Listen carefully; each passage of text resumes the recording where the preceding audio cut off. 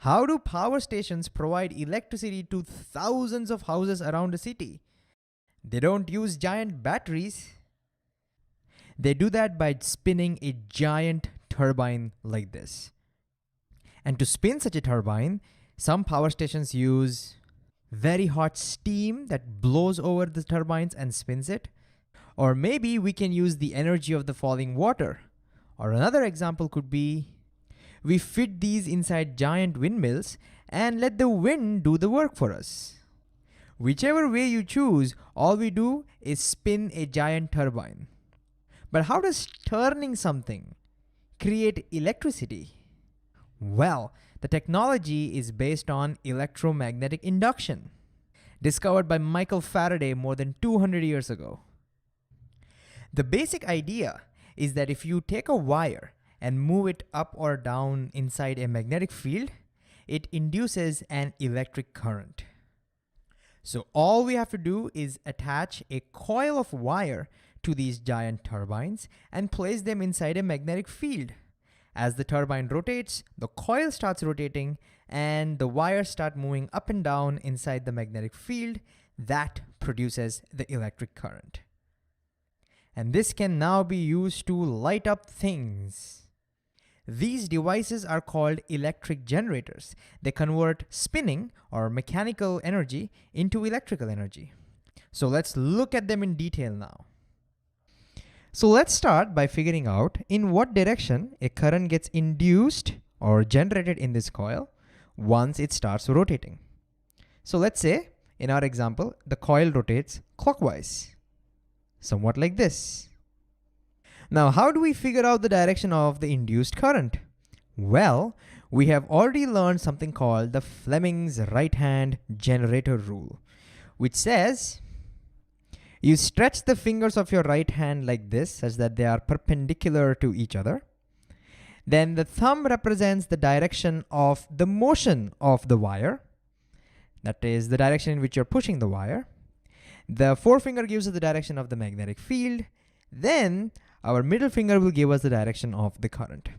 So all we have to do is align our right hand to make sure the thumb and the forefinger point in the direction of the motion and the magnetic field. Then the middle finger will give us the direction of the current. So let's use our right hand rule on the pink wire that is going upwards, as you can see, and on the blue wire that is moving downwards. So it'll be a great idea if you can first see whether you can try it yourself. So go ahead and use your right hand and see if you can figure out the direction of the current in the pink and the blue wire. All right, if you've done it, let's first start with the pink wire. Because the pink wire is going up, the thumb should be pointing upwards. The magnetic field is to the right, so the forefinger should be pointing to the right. And so if we align our fingers that way, it will look like this. Since the middle finger is pointing inwards, this means the current in the pink wire must be inwards. Similarly, for the blue wire is moving downwards. So the thumb will be pointing down. The forefinger will still be pointing to the right. And so if we arrange our right hand over here, it will look like this. The middle finger is pointing out of the screen. That means the current in the blue wire will be coming out of the screen. So what we have seen is if a wire is moving upwards over here, then the current will be into the screen. And if the wire is moving downwards, then the current will be out of the screen. Remember this will be important. So now let's get rid of the hands and put arrow marks to indicate the current. And now we can guess what direction the current will be in the rest of the wires. Since the current has to flow from the pink to the blue, we can say that the current has to move here like this. And then the current has to move here this way. It goes out. It goes to that external circuit, maybe where there is a bulb. We'll look at that later. Then the current comes back like this and it flows in this way. And the current continues to flow like this as the coil keeps rotating. Because you can see the pink wire is still going up and the blue wire is still going down. Until we come to this point. Because now the pink wire starts moving downwards. And now the blue wire starts moving upwards. Can you see that? Again, if I go back and come back again, notice the pink wire is coming down and the blue wire is going up. This means Now the current in the pink wire should be out of the screen, because we already saw using our right hand rule. When the wire is going down, the current must be out. And in the blue wire, which is going up, the current must now be inwards. In other words, the current will now change its direction. This is the important thing. So the current changes its direction, and it continues to flow this way until, again, the pink wire comes on the left side. Because now, again, the pink wire starts going up, the blue wire starts going down, and as a result, the current in the pink wire will be inwards, the current in the blue wire will now be outwards, the current will again reverse. So every time our coil is in this position, which is perpendicular to the magnetic field, we will see that the current direction will flip. And so if you look at the entire animation now, it looks somewhat like this. Every time the coil comes in this position, perpendicular to the magnetic field, the current direction keeps changing. Now, of course, in the animation, I'm pausing the animation when my coil is perpendicular to the magnetic field so that we can see the current flipping its direction.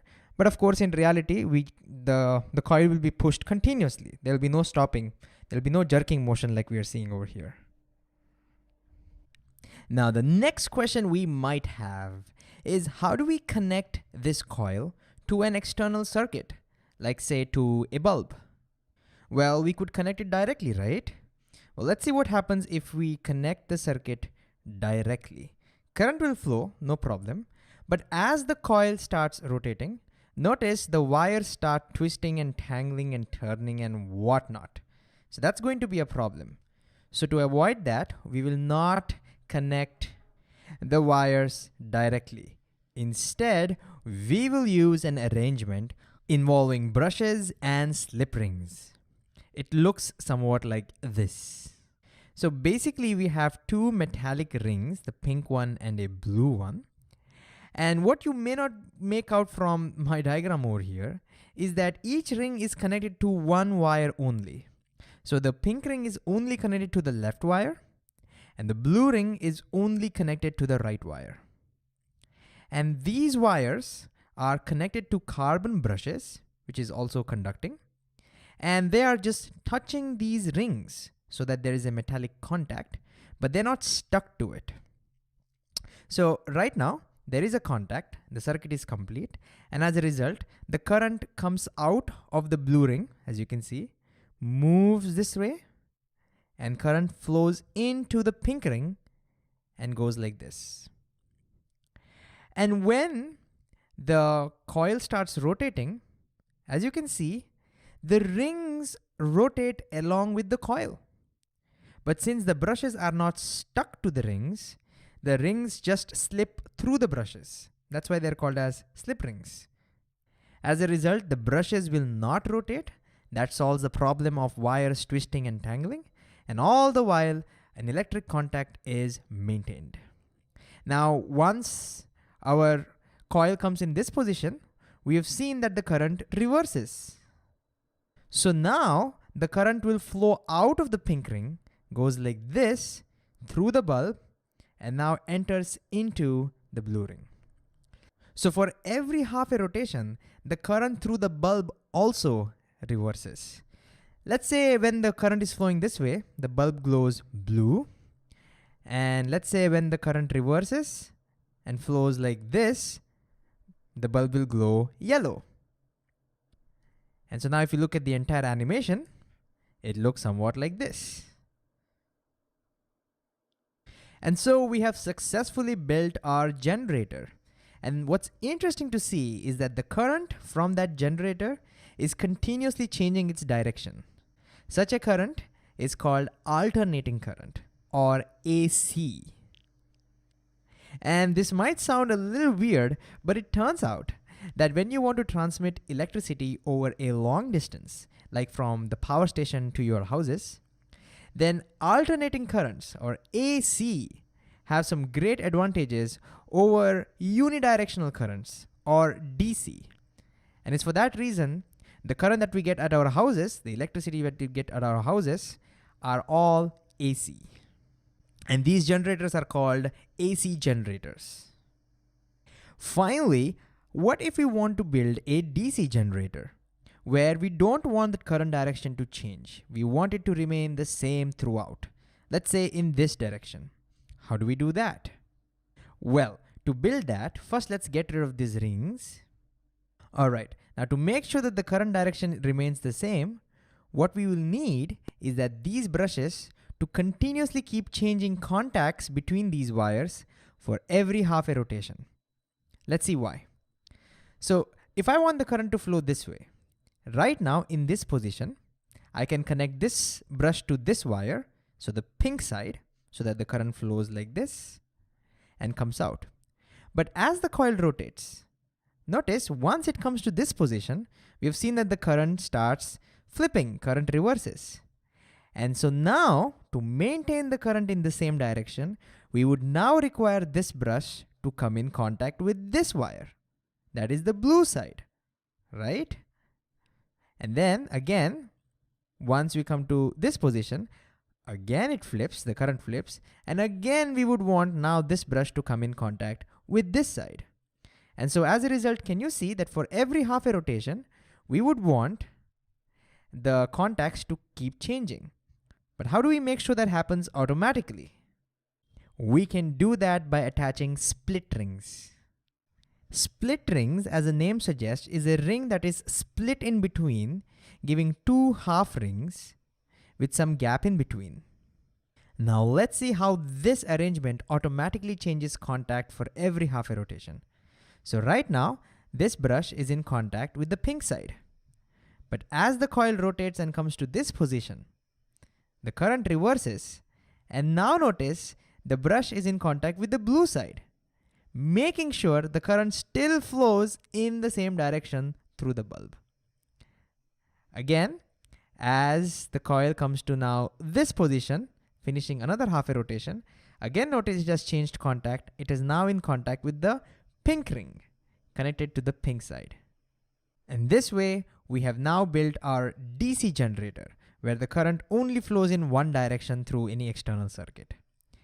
And this arrangement, which helps us automatically change contacts, we call them as commutators. So split rings act like commutators. So to summarize what we learned, if you take a coil and spin in a magnetic field, then due to electromagnetic induction, a current gets generated in that coil. Now the direction of the current depends on whether the wire is going up or whether it's going down. And as a result, for every half a rotation, we see that the direction of the current keeps changing. And so this generator is called an AC generator because it generates an alternating current, a current whose direction keeps continuously changing. On the other hand, if we use split rings, then it acts like a commutator. It keeps changing the contacts for every half a rotation and makes sure that the current does not change the direction in the external circuit. We call this a DC generator. And so this is how we can generate electricity just by rotating a coil in between a couple of magnets.